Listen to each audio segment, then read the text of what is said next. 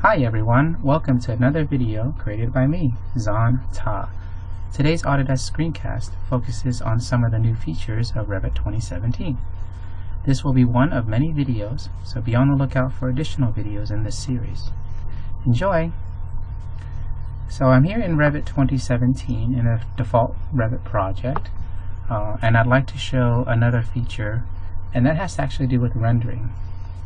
So if you remember in 2016 R2 release, when you used a rendering command, you had a choice between choosing a particular rendering engine. It was actually underneath the quality portion, and they had a little drop down similar to this that said you can choose between Mental Ray and Autodesk Ray Tracing. In Revit 2017, they have removed Mental Ray. The default now is Autodesk Raytracer. For those of you who are concerned about that and trying to understand why they made that decision, I'm not sure exactly why. There are some pros and cons to using either engine. There are varying results, if you will, of different output, and it's really at the end of the day a matter of your personal preference for the output. So that's one of the new features or enhancements, if you will, to Revit 2017 is they changed the rendering engine to Autodesk Ray Tracing as a default. The second is another feature in Revit 2017. What's new is the text editor. Everybody, as far as I know, does not like the text editor in Revit. It's too fundamental. So what they have done is they've enhanced it. And if I double click a piece of text, you'll notice that you have the Edit Text tab, and you have a new interface on how to control and work with the data that's within that piece of text. It's similar to the text editor in AutoCAD. What you'll notice, you have things like undo and redo. You have copy, clip, paste. You have bold. You have italic, underline. You have subscript and superscript. You have the ability to change everything from uppercase to lowercase. So for example, I can click this and it switches, which is kind of nice. I didn't actually see that in Microsoft Word, if you will, but I wasn't looking that hard. You have the ability to put in bullets, numbers, uppercase letters and lowercase letters now. And if you click list bullets, for example, they show that they're there. And if you need to, you can click this one for list numbers and it changes to numbers, or uppercase or lowercase. Oh, I just noticed a text there.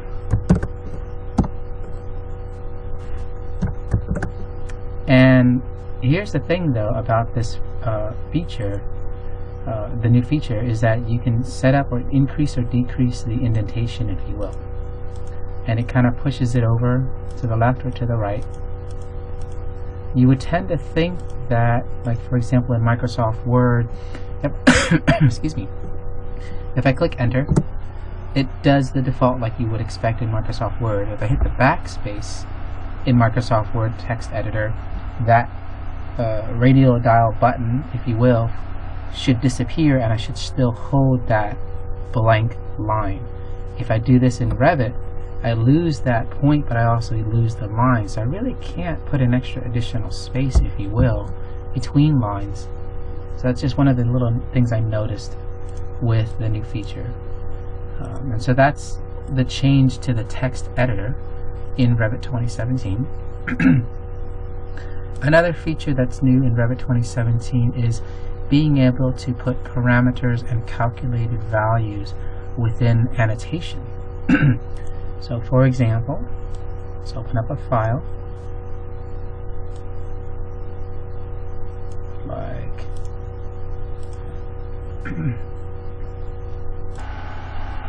so here I am in another Revit file, and if you notice very carefully, we've got tags for the rooms.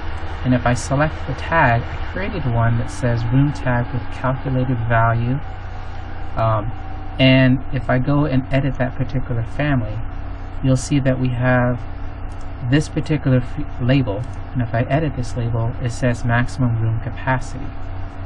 So there is a button here for adding a calculated parameter to that particular label, and that's what I used. So if I click this and actually can edit that calculated parameter, you'll see it is titled as max room capacity. It's a discipline of common. The type is number, and it's actually based upon a formula.